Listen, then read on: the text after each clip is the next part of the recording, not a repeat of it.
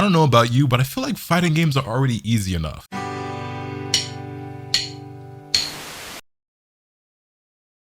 What's good, ladies and gentlemen? Welcome back to the channel. I'm LotusAsakura, the one who never knows best, and I want to make another video once again talking to you guys about another IGN article, again with Arc System Works. The video I just recorded literally 5 minutes right before I started this one was talking about the potential One Piece fighting game developed by Arc System Works that I see a lot of people talking about right now. And in today's video, I kind of want to talk about the idea that fighting games are already as easy as they need to be, and that is not the biggest thing that is keeping players from playing the games. So let's go ahead and dive into this article and we can kind of get into my thoughts and we can talk about it a little bit.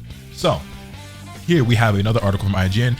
Guilty Gear creator reflects back on 2 years of strive. So Guilty Gear series creator Daisuke Ishiwatari is a legend in the world of fighting games. He's designed some of the most memorable fighting game characters ever, written some of the best fighting game music of all time, and has been active in the scene since the late 90s, which was why at the Arc World Tour Finals, when presented with the opportunity to pick his brain in an interview, I leapt at the opportunity. So, IGN asks, it's been almost 2 years since the release of Guilty Gear Strive. Reflecting back, what is something that you're especially proud of with the game? And on the flip side of that, what's something that you kind of wish you could have done differently or maybe better? Ishiwatari-san replies, I could say a lot of things on both ends with regards to things that I'm proud of. While it's not necessarily part of the game, from on the production side of things, I'm rather proud of being able to gather together so many talented members to put this whole project together. And then, is there anything that you think you would like to have done differently or anything on that side of it? He replies, so how do I put it? Amongst different, I guess you would say, competitive games, fighting games in particular have a high bar of entry. It's really hard for new people to join in on that. So if there's something that I wish I could do better next time, it's to make that a lot easier. Make it easier and simpler for people to be able to just join in the game and really start to enjoy fighting games. And I feel like this has been an ongoing thing for years now in fighting games, where developers and directors feel as though fighting games are extremely difficult and they want to lower that barrier of entry, make the bar lower so that players are able to access the game easier and get more interested in it and play it more. Now, I'm not one of those hard-headed old school, players who's like, oh, fighting games should be hard, this and that, and like you're making the game too easy, it's baby game. But as with anything, I do think there is such a thing as going too far. And my issue with something like this is that I already feel like fighting games have been doing a great job of making games simpler and lowering the barrier of entry and making the skill floor low enough for it still to be accessible to casual players, but also still allowing for there to be a lot of depth in the game and obviously allowing the complexity to have a high ceiling and obviously making the games competitive and so on and so forth, right? I feel like they've been able to, make the games accessible without tarnishing the integrity of the game, so to speak, if that makes sense, right? Examples of this are, the Persona fighting games, Dragon Ball FighterZ, Guilty Gear Strive itself is an example of that, right? I feel as though there are several games that have gone through this idea of we need to make the game easier so more people play it, and some of these games have been really successful. Like, for example, Dragon Ball FighterZ and Guilty Gear Strive are by far Arc System Works' two most popular best-selling fighting games of all time. Part of that is due to the fact that they have a low barrier of entry and they have a low skill floor and a high skill ceiling, but that's not the only reason, and I'd probably even argue that's not the main reason.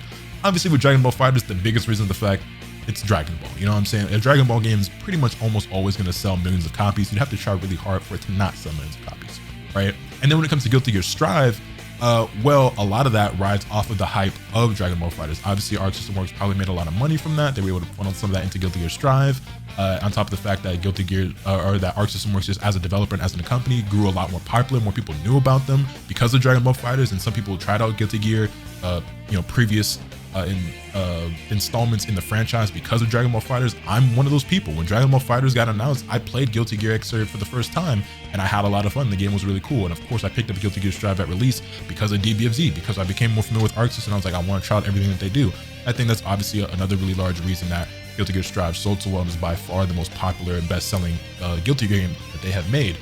The thing is though, and again, a lot of the things I'm talking about today are just my own personal opinion, like some of my biases. I don't have a whole lot of cold hard facts or anything to back this up. So if you disagree with anything I'm saying, feel free to drop it in the comment section down below.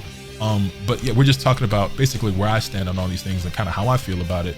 And basically, one of the biggest reasons why I don't love DBFZ right now as much as I did in the past is because I felt like they have focused too much on making the game accessible for beginner players, when in reality, getting players to play the game is one thing and getting them to stick to it is another. right? So with Dragon Ball FighterZ, I feel as though that game executed on a really great formula and did an incredible job of making it really accessible, right? You can easily pick up that game, pick your favorite characters from Dragon Ball, smash some buttons and do some cool stuff, pull out some supers, do some auto combos, whatever, right? Obviously, if you're just doing auto combos, you're missing out on a lot of damage, a lot of techniques and whatnot, so on and so forth. But if you're just some random casual person just playing the game with your friends or just wanting to jump online, like, you can do that. And obviously, depending on which matchmaking settings you end up in or who you run across, and there's always the case of Smurfs and stuff in these games as well. But for the most part, like, you can just kind of slam some buttons and have some fun with people, especially just locally with your friends, right? The problem for me, and in my opinion, isn't getting players to pick up fighting games, it's getting them to stick to fighting games and making the games easier and easier and easier beyond the point that they already are with games like DBFZ or Strive. Like making them easier isn't going to get them to stick to the game. You have to teach them how to play the game. And no matter how easy you make it, if someone isn't dedicated or interested or motivated enough and your game doesn't do a good job of changing that, that's, you know what I'm saying, that's what matters the most. That is what actually matters the most to me. And I feel like a lot of directors and developers are like kind of missing that. We can go and continue reading this article. Like I got a million thoughts swirling through my head about this. But in the case of Dragon Ball FighterZ, I feel like they already executed on that idea of making the game really accessible in the beginning with the auto combos, with the assists and everything, with the simplified inputs of like not having a DP motion, just having quarter circle forward and quarter circle back and some half circles, right? You'd already lowered the barrier of entry. You already lowered the skill flow. You already made the game accessible for casuals. At what point is enough enough? At what point do we go, okay, that's enough slices? You know what I'm saying? And I feel like Guilty Gear Strive is already a game where they executed it really, really well. The game is by far your best-selling Guilty Gear game. It's incredibly popular. It's like the most entered game at almost every single fighting game tournament that it's at. And the execution is easier than ever before. You have the dash macro and everything like that. The game is super accessible, but obviously, the skill ceiling, the level goes really, really high. And those who are dedicated and motivated enough to actually grind the game out, practice and train, get really good and far exceed the skill level of players who don't, right? I digress. Let's continue on reading the article. Previous ArcSys fighting games have had multiple different iterations of a base game. Like Xrd, you have Rev and Rev 2. Is this something that you see happening to Strive, or do season passes for updates kind of fill that role? While there probably isn't going to be a physical upgrade like how we did with Rev and Rev 2, using kind of season pass and upgrading what's in the game season by seasons seems to be the way that we want to go. Anyway, you've added a ton of things to Strive over the last 2 years, from the digital figure mode, the combo maker, and recently the crossplay. Do you feel like Strive is feature complete at this point, or are there still new features outside of the ones that affect the core gameplay that you're still looking to add or change? And this is kind of the part where I wanted to get to, because in the previous article that we read and that we talked about, the CEO of ArcSys mentioned that, you know, we're a company of about 200 people. I'll be honest, I don't know how big or small that is compared to like other video game developers when I think about it, but it doesn't sound very large. And even if it is a decent size, regardless, resource obviously plays a role in how much you're able to put into a fighting game, right? And I feel like the things that are missing from fighting games, right, to keep players interested isn't barrier of entry at this point. There are some people out there for sure, right? There are definitely some people out there for sure who are like, fighting games are hard, that's why I don't play them. But I think at this point, we've kind of like surpassed that. It's more so, how do we keep people engaged? How do we keep people playing the game? And these are the things that are missing in fighting games right now to keep people playing. Reliable, functional online play. That is probably the most important thing. Matchmaking and good netcode gotta be the top two most important things that are going to keep people playing fighting games, competitive or casual. Granted, we're at a point now where rollback netcode, fortunately in fighting games, is becoming a staple. It's becoming like a must. It's becoming like second nature at this point, where people are like, if your game doesn't have rollback, we're not playing it. And people are making it a point that every fighting game at this point needs to have rollback, and developers are finally following suit in that. ArcSys is adding it into all their games. Project L is going to be having it. Games are retroactively getting it. And a lot of developers are like, yo, okay, yeah, you guys are right. Rollback netcode needs to be in all fighting games. Let's do it, right? We got that. Matchmaking needs to be a lot better. Then you also have tutorials, right? I feel like a lot of these fighting games do a very poor job of teaching players how to play their game. If you think the game is difficult, then you should be doing a better job of not only making the game more accessible, but even more importantly, explaining to people how the game works, how it functions. Now, there are obviously going to be some people out there who don't utilize those tools, but there are other people who will, and that's something that you should be funneling resources into to help players learn the game and want to play the game more and improve the game so that they keep wanting to play the game. You know what I'm saying? And no matter what you do, there's always going to be some people out there who either don't utilize what you put in the game, or they're just not going to play the game regardless. But you know, that's a fruitless effort if you're just trying to get people who are going to put the game down no matter what. You got to focus on what you can control, right? And I feel like there are some games that just released with really bad or no tutorials. Tekken is one of those examples. DBFZ at the start is one of those examples. They do a very bad job of teaching you how to play the game. Look at Mortal Kombat, look at Skullgirls. These are games that have really in-depth, really functional educational tutorials and training modes that teach you how to play the game.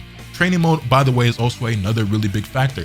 And I don't understand why this, by the way, isn't something that exists in all fighting games. There's some games that have it, but being able to use training mode online with somebody that you know should be a staple in all fighting games. You should be able to queue up with somebody that you know online and use training mode together. That helps people so much. If you have players who can like team up with someone and doesn't have to be couch co-op and everything, like we shouldn't have to use Parsec and all these other like external third-party softwares and applications, whatever, to learn how to play the game. This information, these resources, these modes should be in the game. That's how you're gonna get people to stick to the game more and grind it out and learn and grow. It doesn't have to be any easier than it already is. You know what I'm saying? Like Timmy, Jimmy, and John are not incapable of doing quarter circles, bro. It doesn't have to all be back in R2. Like you can learn how to do a quarter circle. It's not that difficult. I understand it's gonna be difficult for some people at first, but they will learn. I wasn't good at it at first. I still mess up sometimes. You know what I'm saying? But all it takes is practice. Not to mention, as I'm sitting here editing this video, bro, there are games that literally exist and have a reputation for being difficult, and they're very popular, and a lot of people love them. Souls games, their whole deal is that they're really, really hard. And that is the main reason why people play them. So fighting games being difficult, whether they really are or aren't, cannot be the biggest factor as to why more people do not play them, because there are games that are very popular and very difficult. I just thought I'd add this in here. Another big thing as well is single player content. Especially when you're talking about getting casual players to play the game more, single player content.